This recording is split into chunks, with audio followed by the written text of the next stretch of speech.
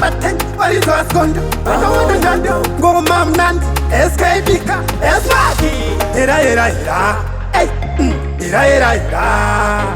Era Baba no era, Tofa no Comborera, Ufunge Mari Baba, Kutwaika, Kutwai Senyu, Kutwai Maruangu, Mandipinza Pamalefu, Tokundi Pamoto, Kupisa Kana Defo, Kutwai Senyu, Kutwai Marue,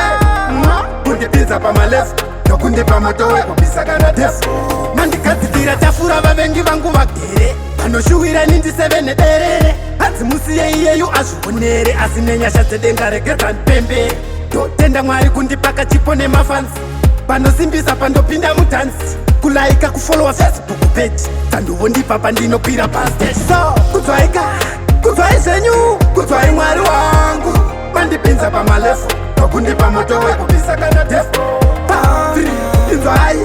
Kutwai Senyu, Kutwai Mwari Kundipinza Pamalefu, Tokundi Pamoto, Kupisa Kana Defo.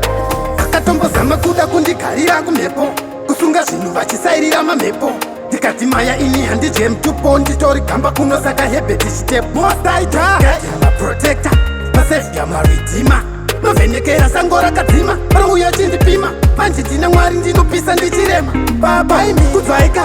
kutwai Senyu, kutwai Mwari wangu Mandipinza Pamalefu, Tokundi Pamoto kupisa Kana Defo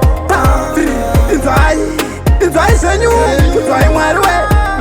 Kundipinza Pamalefu, Tokundi Pamoto kupisa Kana Defo Mandikatsikira Tafura Babengi Vangu Vagere Anoshuira Nindi Seven Dere Anzimusiye Yeyu Ashunere Asinenya Shatedenga Regetan Pembe Totenda Mwari Kundipaka Chipone Mafansi Vanosimbisa Pandopinda Mutansi Kulaika kufollow Facebook page Tanduwondi Papa Ndino Pira Pastage. So, Kutwaika, Kutwai Senyu, Kutwai Mwari wangu Mandipinza Pamalefu, Tokundi Pamoto kupisa Kana Defo Inzwai Senyu, Kutwai Mwari Kundipinza Pamalefu, Tokundi Pamoto kupisa Kana Defo Kutwaika,